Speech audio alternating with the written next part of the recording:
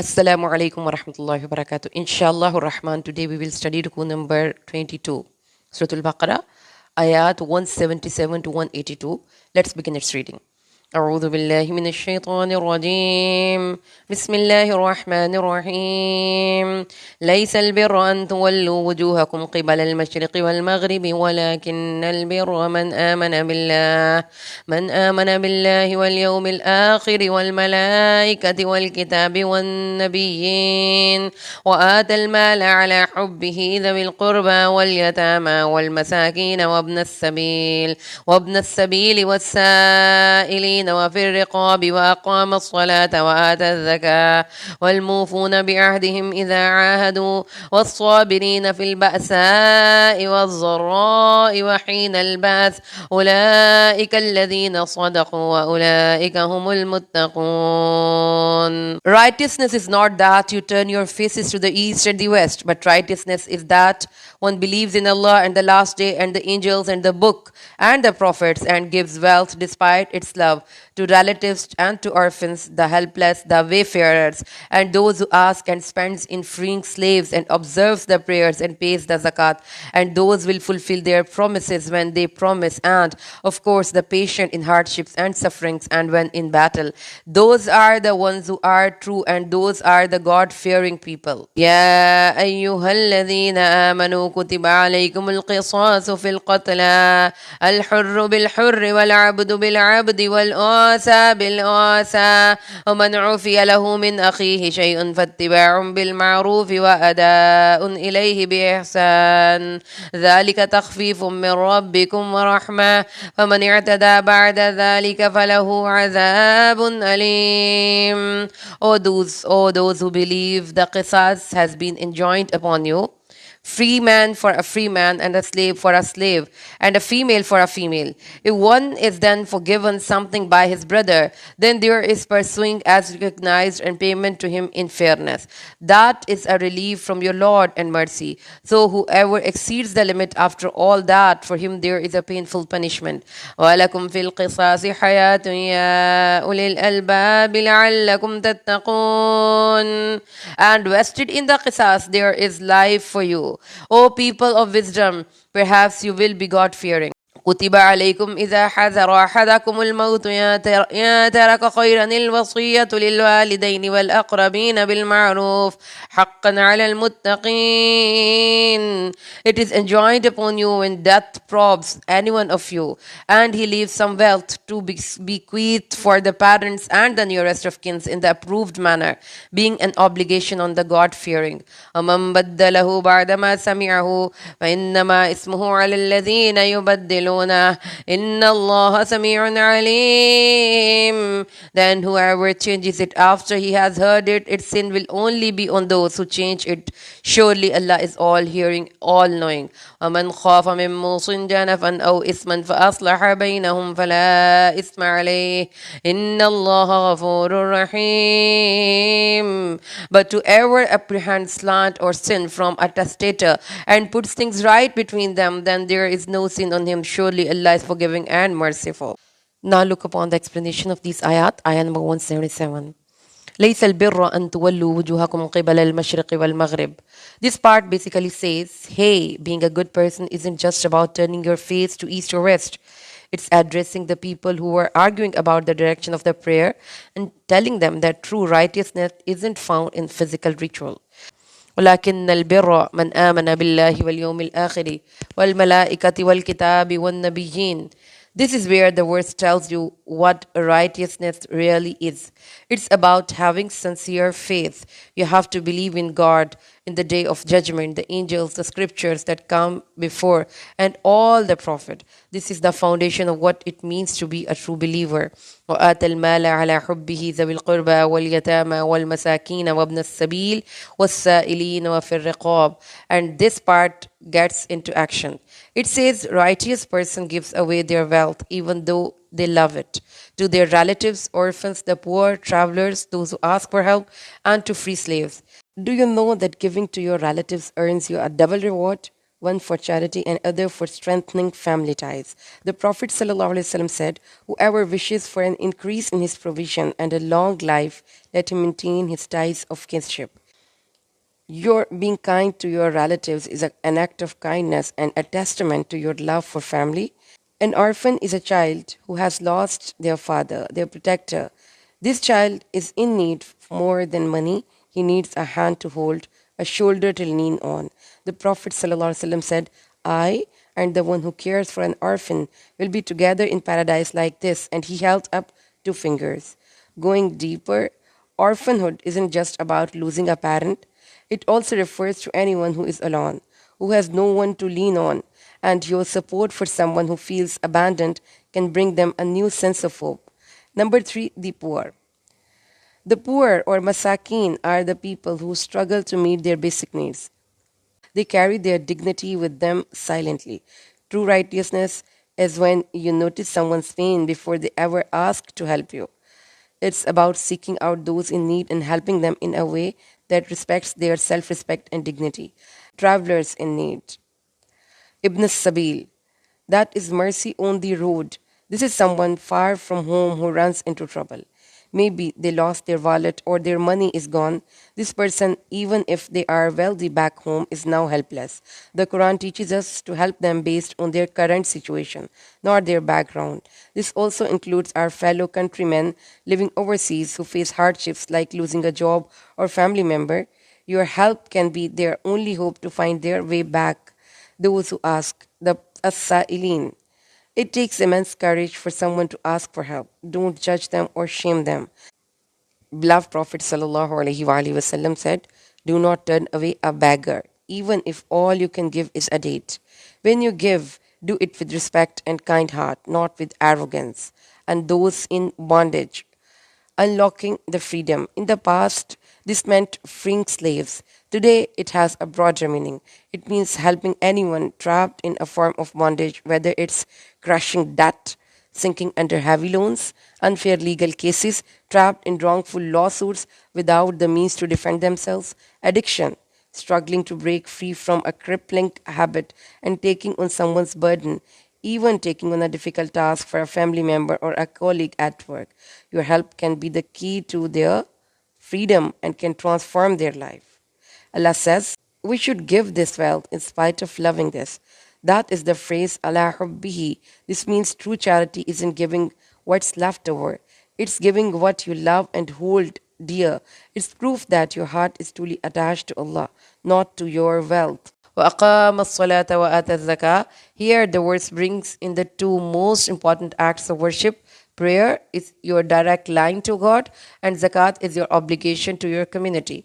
These two acts are mentioned together because they represent a balanced life of spiritual connection and social responsibility. وَالْمُوفُونَ بِعَهْدِهِمْ إِذَا عَهَدُوا. This is all about character. A righteous person is someone you can trust. He always keeps his promise, whether to Allah or to other people. It shows that integrity is a huge part of being a good person. وَالصَّابِرِينَ فِي الْبَأْسَاءِ وَالضَّرَّاءِ. This part focuses on patience and being tough. It talks about staying patient through tough times, whether it's poverty, hardship like sickness, or during conflict. It shows that true righteousness holds up even when things get really tough and difficult. أولئك الذين صدقوا وأولئك هم المتقون. The verse wraps it up all by saying that those who have all these qualities, means sincere belief, charitable actions, consistent worship, and strong character, are the ones who are truly truthful and are the righteous. It shows that righteousness is a complete package. So, when you put it all together, this verse isn't just about a list of rules, it's a complete roadmap for what it means to be a truly righteous person. It tells you that it's not good enough to just go through the motion of worship. True righteousness is a package deal. It's about having sincere faith in your heart, putting that faith into action by helping others, staying consistent in your connection with Allah, and holding on to your integrity and patience no matter how tough things get. That is why this is one of the most beautiful and powerful ayat in the Quran. It shows you that being a good person is a full-time job that involves your belief, your action, and your character all working together. Surah Al-Baqarah, ayah number 178 and 179, a law of justice, mercy, and life. These two ayats from Quran are among the most profound and powerful ayat. They don't just state a law, they lay out a blueprint for a just and peaceful society. To really get their meaning, we have to understand the world they came into. Why were these ayat revealed? Back then, Arab society was all about tribes, and it was a very unequal world. If a rich, powerful person from one tribe killed a poor person from another, the powerful tribe would demand to kill two or three people from the poor tribe in return. They also believed a man's life was worth more than a woman's. This created a terrible, never ending cycle of revenge and bloodshed that destroyed communities. These verses were sent down to end that injustice and establish a system where everyone is equal before law. Ayah number 178. Ya ayyuhalladhina amanu kutiba alaykum al-qisasu fil qatla. This is a direct message to all believers. It says that the law of retribution is prescribed for you in cases of murder. This means there is now new rule. Instead of taking revenge on your own, there is a clear law to follow. Al-hurru bil-hurri wal-abdu bil-abdi wal-unsa bil-unsa. This part was a revolution. It clarifies the rule: a free man for a free man, a slave for a slave, and a female for a female. This sounds simple, but it was a huge step for justice. It meant that a powerful person couldn't demand more lives for one crime. Everyone's life was now considered equal in the eyes of law, regardless of their status. وَمَنْ عُفِيَ لَهُ مِنْ أَخِيهِ شَيْءٌ فَاتِّبَاعٌ بِالْمَعْرُوفِ وَأَدَاءٌ إِلَيْهِ بِإِحْسَانٍ. Here is the most beautiful part of the verse. It says, but if the victim's family forgives the killer, then they can accept financial compensation instead. This opens the door to mercy. The family has the power to choose forgiveness over revenge. ذَلِكَ تَخْفِيفٌ مِّن رَبِّكُمْ وَرَحْمَةٌ فَمَنِ اعْتَدَى بَعْدَ ذَلِكَ فَلَهُ عَذَابٌ أَلِيمٌ. This is powerful conclusion. It says, and for you in the law of retribution is life, O people of understanding, that you may become righteous. This might sound strange. How does the law about taking a life bring life? The meaning is simple and clear. When a clear and just law of murder is in place, it stops people from killing. This saves many, many lives in the long run. It brings peace and stability to society. The message of these ayat is just as relevant today as it was 1400 years ago. On a global level, these verses teach us that justice must be equal for everyone, not just for the powerful. That they show that international laws are needed to prevent the endless cycle of war and violence, just like the law of qisas prevented tribal feuds. And in country like Pakistan, where some regions still have tribal mindsets, these verses are a guide. They teach that instead of taking personal revenge, people should seek justice through legal system. This can stop the bloodshed that often continues for generations. These words also highlight the immense value of forgiveness, showing that sometimes letting go can heal society more effectively than punishment. And ultimately, these verses teach us that a truly successful and peaceful society is built on a perfect blend of justice and mercy. Surah Al-Baqarah, ayah 180 and 181 and 182. These ayahs came down in a time to fix a big problem that existed in the time of Jahiliyyah. Back then, there was no clear law for inheritance. This meant that when someone died, their wealth was often distributed unfairly. These verses were revealed to guide people and teach them how to handle their wealth with fairness and justice. كتب عليكم إذا حضر أحدكم الموت إن ترك خيرا الوصية للوالدين والأقربين بالمعروف حقا على المتقين. This ayah basically says that when a person is close to death and has some wealth, it's their duty to make a will for their parents and close relatives in a fair way. Now, here is very important point. This specific legal command was later cancelled when the detailed laws of inheritance were revealed in Surah An-Nisa. They made it very clear who inherits what. This meant there was no longer a need to make a will for people who are already getting a share of the inheritance. However, this verse still holds a powerful moral and ethical lesson. It teaches us to be responsible and thoughtful about our family's future, ensuring everyone is taken care of. On a practical note for today, this moral lesson encourages us to do something very important. We should write down all our financial details like our bank account numbers, ATM card information, passwords, and a list of our assets and leave it with a trusted family member. This simple act is not about leaving a will for your heirs, but about making sure they don't face problem and confusion in accessing your hard-earned money after you are gone. It's a sign of love and responsibility.